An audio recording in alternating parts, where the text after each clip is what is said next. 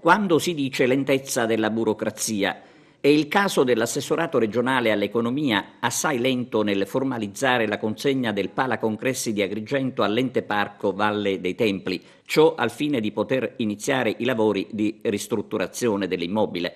Ma vi è intanto l'urgenza di poter accedere nell'area circostante sepolta dalle sterpaglie, con il rischio che qualche incendio possa compromettere l'edificio. Riconsegnare alla città il fiore all'occhiello costituito proprio dal Pala Congressi del villaggio Mosè è il minimo che si possa fare e in questo senso vi è il massimo impegno da parte del parco archeologico. Ma a rendere tutto vano, come dicevamo, è la lentezza con la quale da Palermo si stanno muovendo.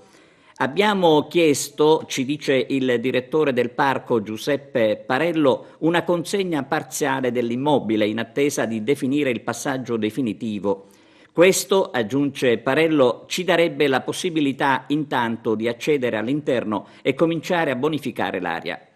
Il direttore del parco è comunque fiducioso che la situazione possa sbloccarsi entro la prossima settimana, quando dovrebbe arrivare finalmente la risposta dell'assessorato all'economia.